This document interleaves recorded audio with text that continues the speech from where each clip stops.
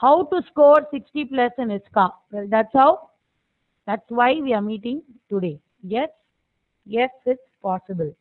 How? First, stay positive. The general preconceived notion that ISKA is tough, erase from your memory. If this is your first attempt, good. If probably this is your second or third attempt, do not worry about your previous attempts. Erase everything, start fresh. Smart classes. What is the smart classes? Motivational session at Sriram. Yes? Basically knowing how to approach ISKA. That itself is an art according to me. Because the minute you open the book, there are about 9 chapters. In fact, the previous batch, what we did was, we followed a sequence by which students will be able to understand better. We never went in the same order. Yes? So that also I will be sharing with you today. Hard work, consistent preparation. People have spoken enough about this to you. Results is double. Obvious enough, any hard work will give you better results. You all should agree. I'm going to share some important outline of your entire syllabus. Yes? So for this, I hold copyright. Yes, you can copy so that you will have a broader view of what your syllabus is. See, any organization, let's take this triangle as an organization. They have policies. What do you think are policies? Set of principles or rules. Then, what else? Usually higher level statements. Top management frames the policy, which implies for anything and everything they do in organization, there is a policy. For example, drinking water policy. What is that? People can drink water before the class, after the class, or during break. Anything and everything you do in the organization, it should be backed up by a policy. This is a very, very important point. That's the reason why you have audit policy, security policy. There are so many policies. Yes? So anything and everything, any eventful thing that has to happen in the organization should be backed up by a policy, and it should be initiated only by a policy. Then you have processes.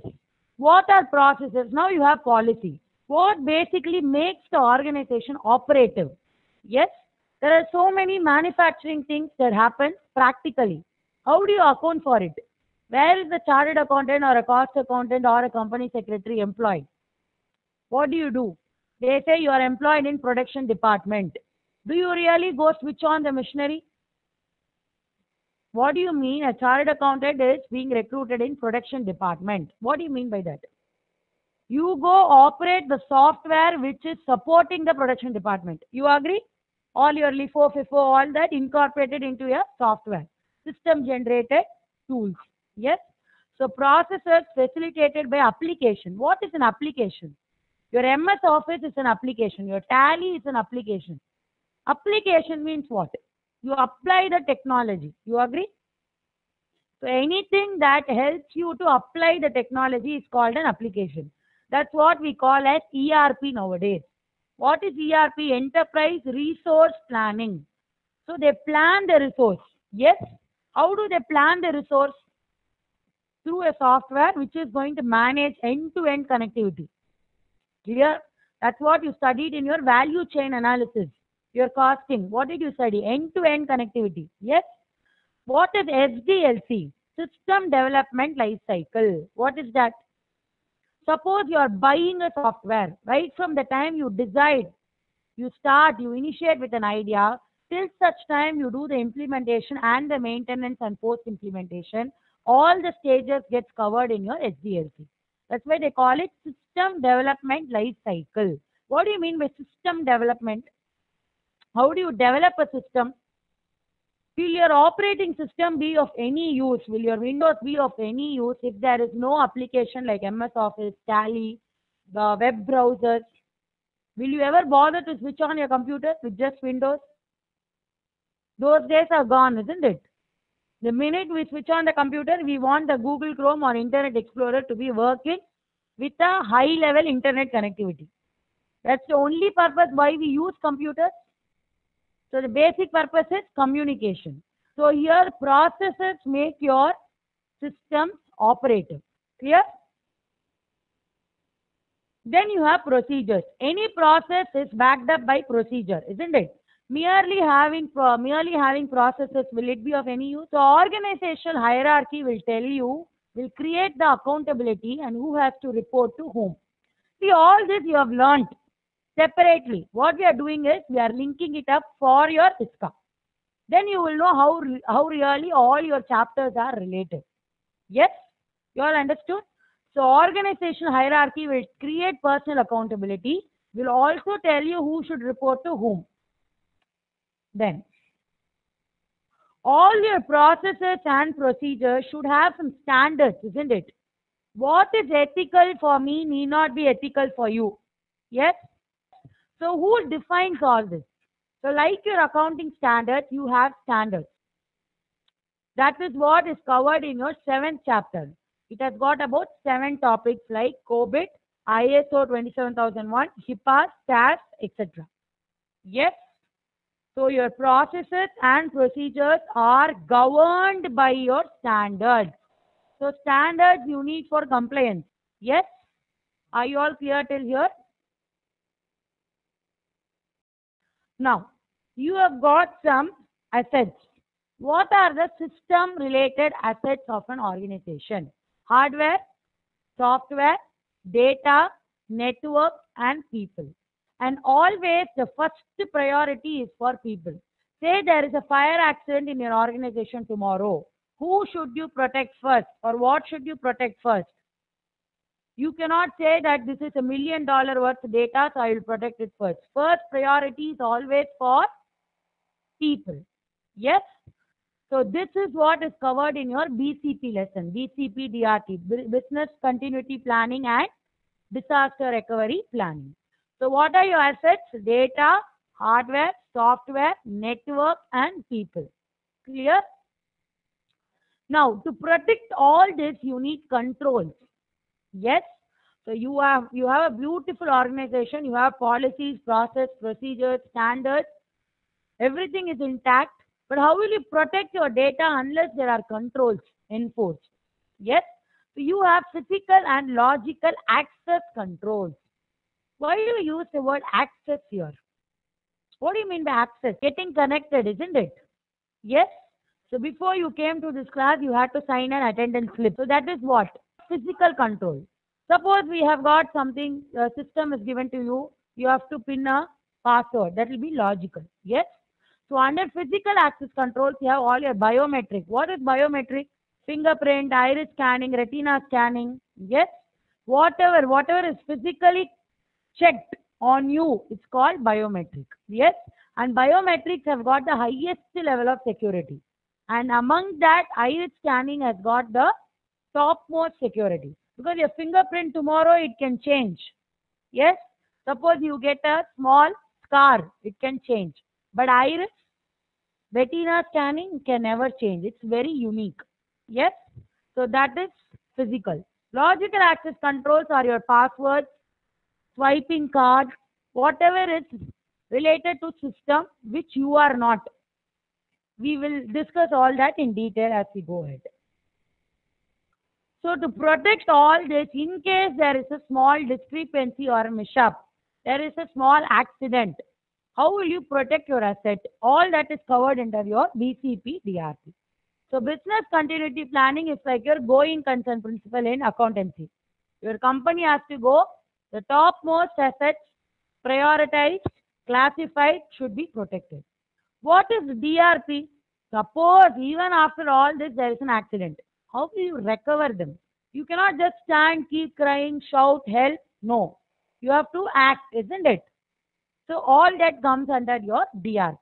You have various alternate sites. What are those? Hot site, cold site, warm site, and reciprocal arrangements. What is a hot site? Everything is ready. All that you have to do is just go start your operations. Warm site is partially equipped. Cold site, nothing, only roof and a room. You have to go set up the system, you have to take your data, do everything. Yes? What are reciprocal agreements? Tie-up, yes, between two corporate entities. So I will help you, you will help me in times of need. But what is the disadvantage? Suppose both of us face the same crisis at the same time. What happens? It will be of no use, isn't it? Yes? Then. So this is your organization boundary. Then you have control objectives, which is for the throughout the organization. See, one thing I want you to note down somewhere. Control objectives will remain the same for all organizations.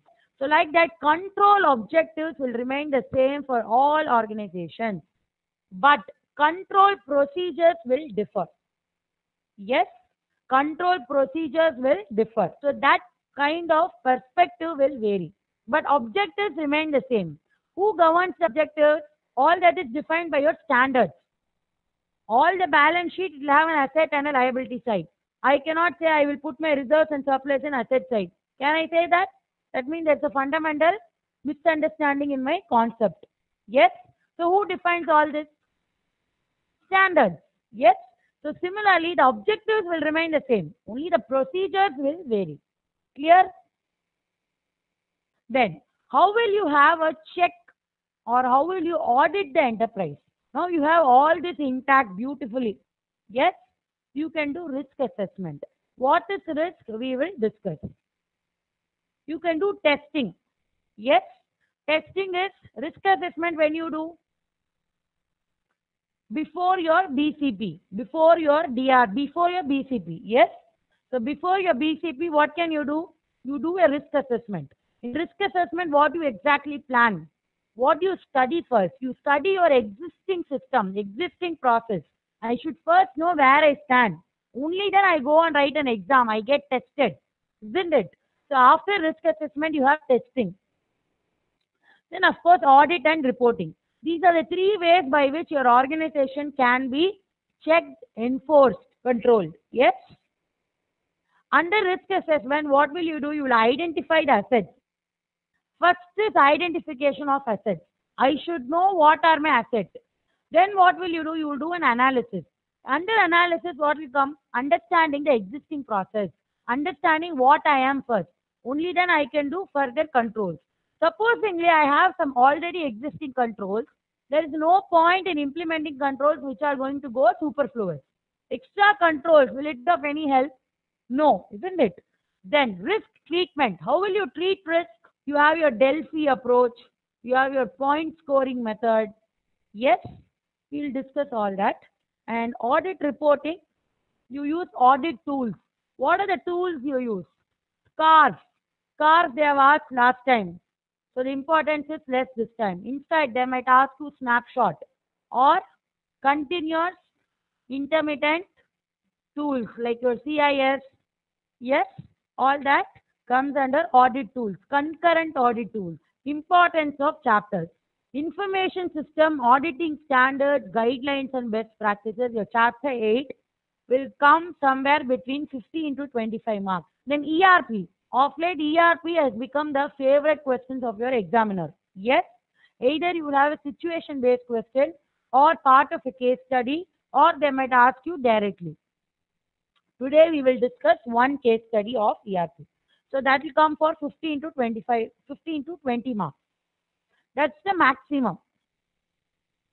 Then you have drafting of IS security policy, audit policy, reporting.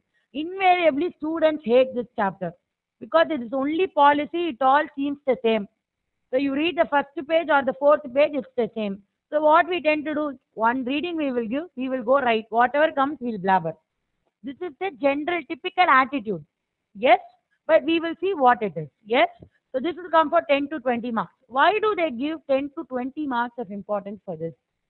Because tomorrow when you do a big audit like ISO 27001 or a general, you suppose you become the external auditor. See, instead of employing a person separately, they would prefer a chartered accountant doing all jobs, comprehensive job, isn't it? So that time you should also write a security policy. Clear? So that's the reason why you have it from the practical angle. Then control objectives, highest marks 20 to 30. But invariably chapter 2 and 3 are most hated by students only for one reason. They carry the maximum pages in your ICAA material. 200 pages, 300 pages, I guess. Isn't it? So you hate it. Clear? but control objectives will have maximum marks. So they absolutely justify the fact that it has been given for so many pages. Then risk assessment, chapter 5, BCP DRP, chapter 6, IT Act, chapter 10, and information system concept, chapter 1. 1, 5, 6, 10 can come somewhere between 5 to 10 marks each. So your BCP DRP can carry a mark of 5 marks. First lesson can carry a mark of 10 marks. Yes? So all these chapters, they carry a weightage of 5 to 10. System development life cycle. Again, this is most hated. But some students apparently how they like auditing. Some students they love auditing, isn't it? Like that they end up liking SDLC. So there are two views on this. But generally it is for more number of pages. So there are chances that a student could omit it. It can come somewhere between 5 to 15 marks. Compulsory questions importance. First one, ERP chapter. Never in your life you can omit ERP. Yes, chapter 7, 10 to 20 marks. And ERP is easy. Rather, they carry a very less weightage. But only thing the problem occurs where is in understanding the concept. What is enterprise controlling? What is enterprise controlling? There's a small short note which can come. What is that is going to come in IT Act? Invariably, to my knowledge, I always say amendments, they carry greater significance. Just have a reading. IT Act, that 5 marks where they are asking invariably in a case study, out of the 4 questions which are going to come from various chapters, 1 question will be from IT Act. So 5 marks. Why should you break your head? Why should you think for 2 months? Invariably students will say, I am good at law, so let me start IT Act. So the first thing they'll open in ISKA book is IT Act, they will get both closed for the next 2 months. After they finish all chapters, they'll come back to ISKA. By that time, it will be very late. General attitude, it happens. So IT Act, just go through the amendments, that's more than enough. If possible, kindly give me a mail. We have got some notes on amendments. It's a 1-page note. Just go through. Nothing new. Whatever is available in ICA material, we have just shortened it, given it to you. So just read. If you feel it's only the level of comfort that is important. Security policy, chapter 9, 5 marks. Compulsory question. I'm not talking about a full weightage. Yes? SDLC, chapter 2, 5 marks. Invariably, there is a compulsory question from SDLC. Control objectives, 5 marks. Obviously, because control objectives, they are going to ask you for 20 to 30 marks. 5 mark compulsory should come. Yes, logical. Clear? Yes. Points to note. Very, very important. Kindly note down somewhere. Case study, you will have 4 questions from 4 different chapters.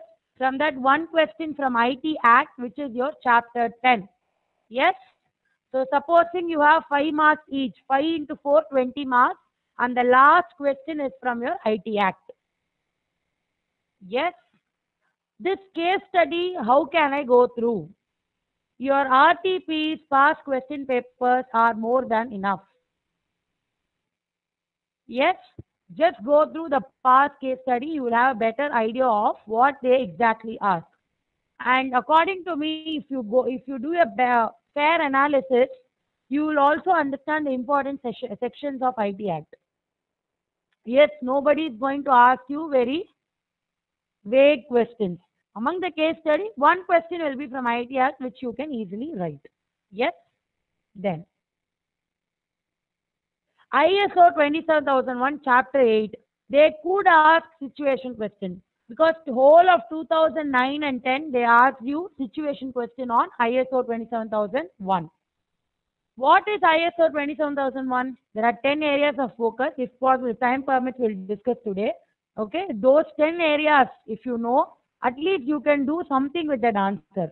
Because generally situation question, they might ask you among those 10 areas. Asset classification, security policy. And these 10 areas have been already covered in other chapters. Clear? So you will be able to write if you know the 10 areas.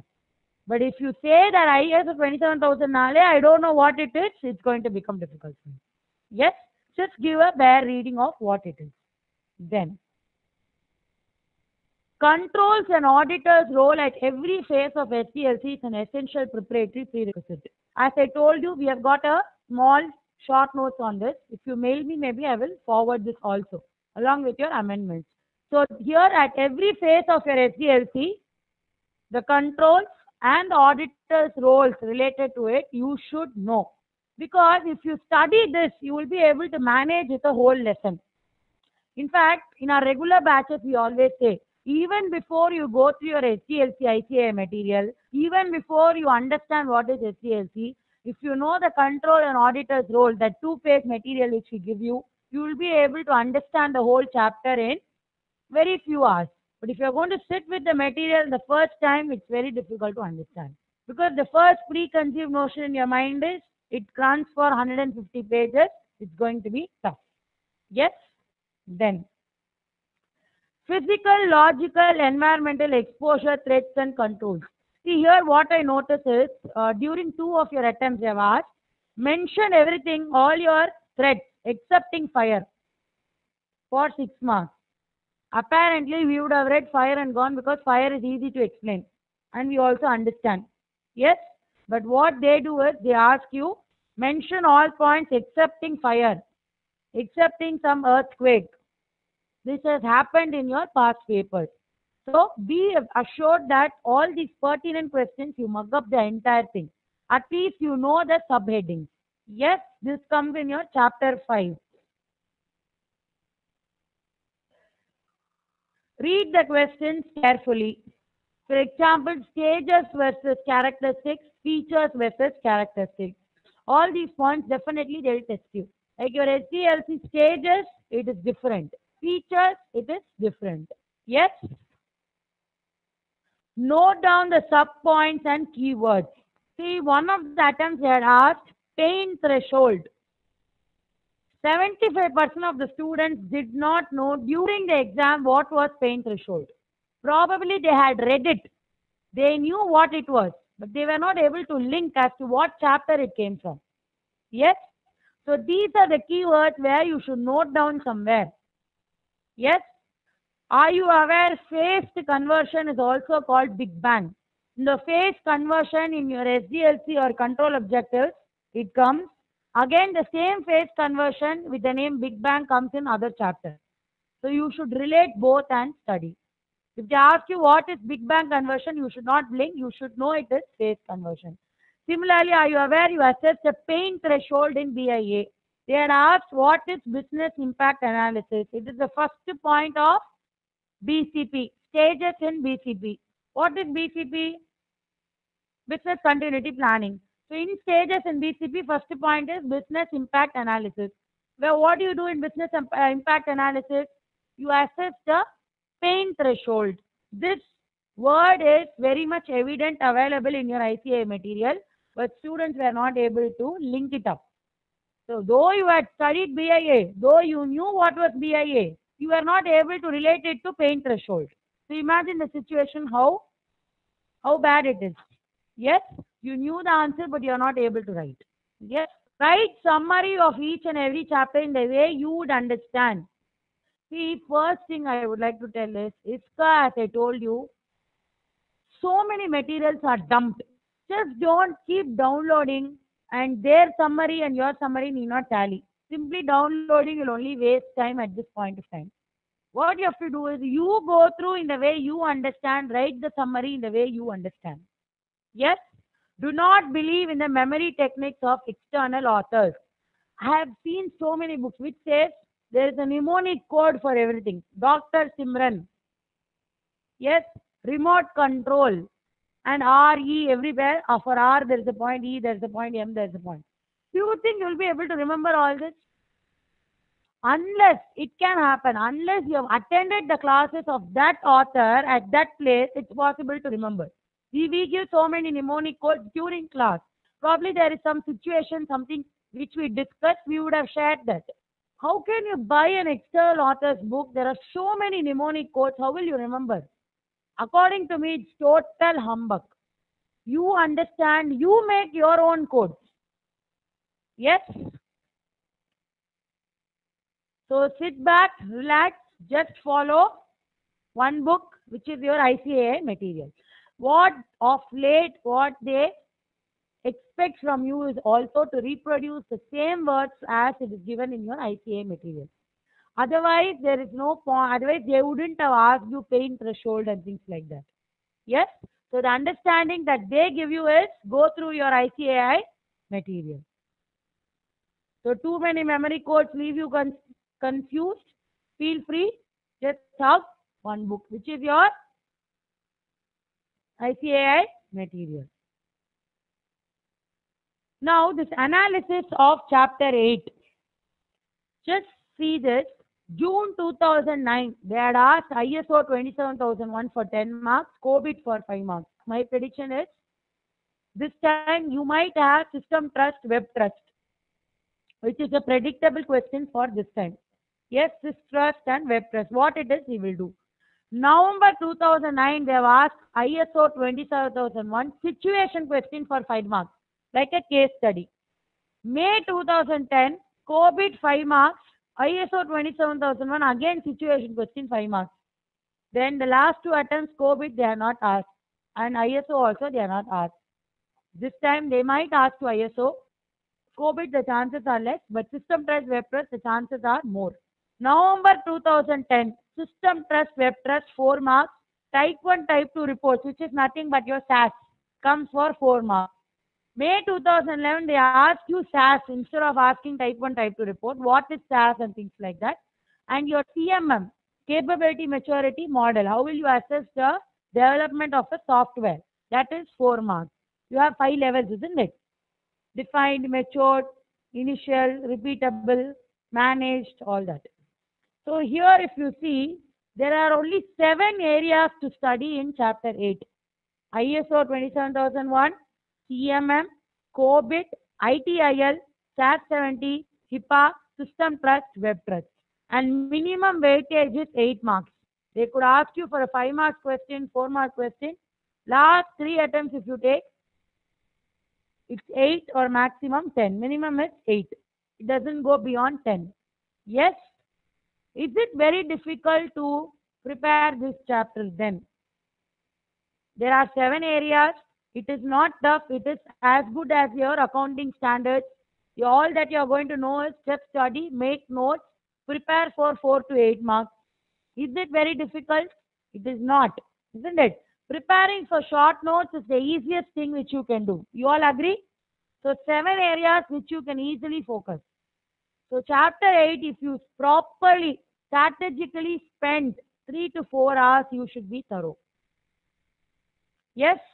So instead of focusing on chapters which you do not understand at this point in time, it is better to concentrate in this chapter. And of late, the importance is also increasing. Only reason being, the importance for system security is also increasing. Clear? So think smart. So chapter 8, definitely if you study even now, even before your accounts exam, you have about 15 days. One day, silent task, spend 4 hours, you should be able to finish. And if you finish, just imagine you are getting 10 marks straight down. And nobody can reduce marks in these questions. Because once you know, they are very easy to evaluate. Then the standards, once you reproduce, as it is there in the book, can anybody reduce marks? But your other topics, what is the system? DSS, expert system. There are chances, they are subjective questions. But these questions very easy to understand and also write. Yes? So probably tomorrow during this week, spend 3 to 4 hours, complete chapter 8.